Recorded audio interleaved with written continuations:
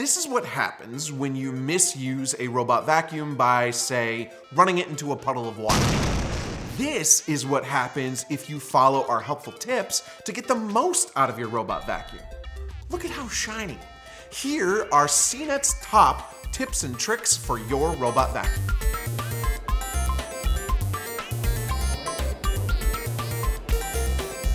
Okay, so we established that water plus electronics equals bad. And we established it here first. Watch, I'll even dump this glass of water on this robot vacuum as additional proof. No, we probably need to shoot a little bit more of the video before we start ruining our stuff for a gag. But we'll wreck some stuff here, I promise. I asked CNET's robot vacuum expert, Brian Bennett, for his top tips and collected some from our motley crew here at the Smart House as well. Here are the best ways to make sure your place is ready for efficient vacuuming and the best ways to make sure your robot vacuum stays happily hoovering for as long as possible. And we'll throw in some what could go wrong moments if you don't follow these tips. Part 1, get your place ready. Think of your robot vacuum like a particularly picky house guest that's gonna yell at you if it finds loose cords lying around, or think of it like a cleaning service you hired, only you kinda wanna clean up before the cleaning service gets there because you don't want them judging you too hard. Here are the key things to do before your robot vacuum starts its run. A, clean up your cords. I wasn't joking about your robot helper judging you for this one. The wheels and brushes can easily get tangled on a corded mess. Use zip ties or tape to keep cords out of the way. Alternatively, a lot of robot vacuums now have apps where you can fence off certain parts of a room, which is handy if you have an entertainment center with loads of cords behind it. Just designate that area as off limits and you don't have to worry about it. What could go wrong if you don't do this? Everything. Imagine your robot vacuum gets tangled in the cord of a hot iron and knocks the iron over onto a blanket and then starts incinerating your favorite blanket, which in turn lights your couch on fire. And because it's a surprise couch fire, you don't even have the ingredients for s'mores ready.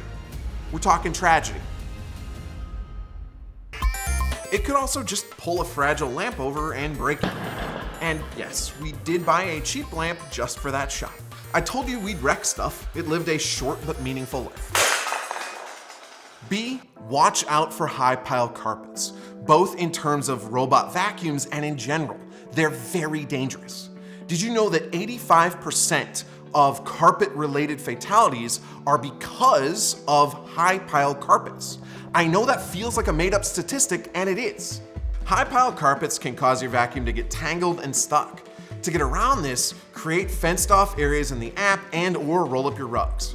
Robot vacs can sink into these carpets like quicksand, and you don't want to have to wade into quicksand to help them, so be preventative. You might also want to move unusual furniture out of the way first, or this can happen. C, water. We talked about water and electronics earlier, and you definitely should clean up puddles and fence off areas with your pet's water bowls before your robot vacuum starts its run, but the reason is actually less obvious. It's because robot vacuums are naturally amphibious, and the first time they're exposed to water, they're gonna start trying to escape and make it back to the closest body of water near your place, and you don't want that. And no, I don't know why I'm indulging my whims so often in this video. To make up for it, here's what would actually happen. Let's ruin a robot vacuum by running it over some water, and if it's not dramatic enough, we'll up the stakes.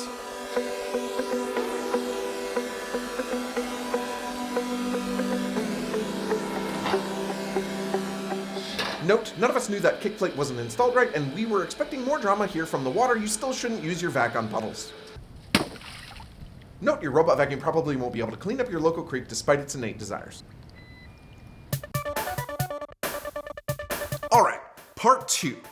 Your place is ready, your robot vacuum has run across it a few times, and now you want to make sure it stays in tip-top shape for a while. Tip A, empty the dustbin. Yes, I know, it's another shocking one, but it is important. These dustbins are pretty small. Some models have a fancy base station that empties the bin for you. If you don't have one of these, you probably need to empty the thing after every session, unfortunately. But it doesn't take long. Start that timer.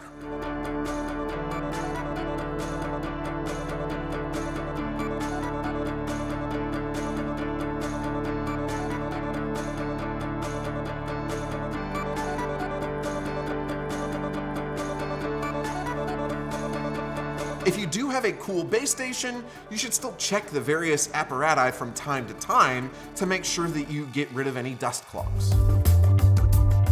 B, clean the sensors. Higher-end robot vacs work with a plan. That plan looks something like this. Notice the systematic way the vac worked through the middle of the room, like a Zamboni. Lower-end vacs look like this as they work. It's chaos. The high-end models use tech like LiDAR and object detection. Some will make a map using your ceiling and the walls. Lower-end models use the Mr. Magoo technique. They go until they bump into something, and then they turn and they just keep going. They will eventually cover the same area, but it takes way longer, like way longer. That organized one took 15 minutes. The bump nav model took 74 to cover the same test run. Now, why the science lesson? Because it's a good idea to give the exterior of your vacuum a wipe down from time to time. You want to keep those sensors clean. They make a big difference. Even lower end models have cliff sensors to help them avoid falling down stairs. So, here's what could go wrong. And yeah, that was the one we had already busted with water. We're trying to be economical. Note, most vacs will actually just stop running instead of tumbling down the stairs, so I helped it along. Yes, I apologize to the vacuum after. It was a champ through all of this. But really, with higher end models, what could go wrong is you'll turn your practiced Zamboni driver into Mr. Magoo. This turns into this. See, if you want to keep your robot vacuum in tip-top shape for years, you're gonna need to replace some of the parts. Luckily, most robot vac manufacturers make this easy and sell replacement brush rolls and replacement filters. If you followed every other step and your vac still isn't performing like it used to, might be time to give it a facelift, especially if you notice some wear and tear on the brush roll. However, you don't necessarily have to buy a new filter if your current one is covered in grime.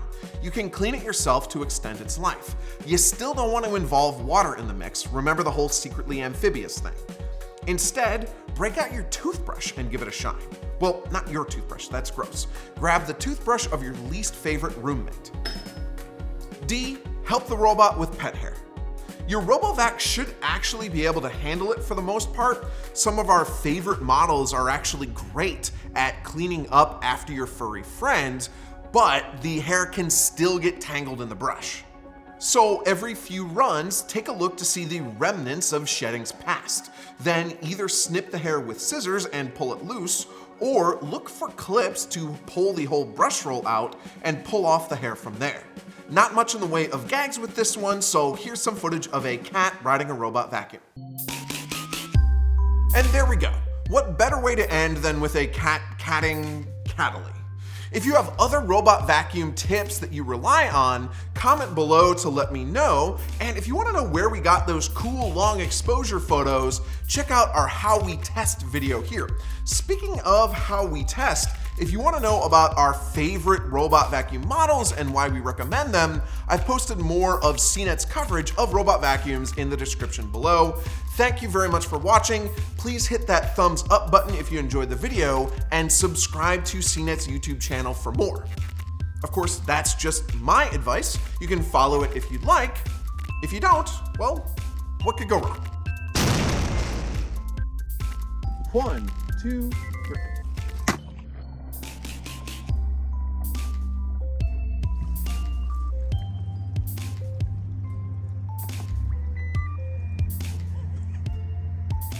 Is it vacuuming? I think it's trying to vacuum.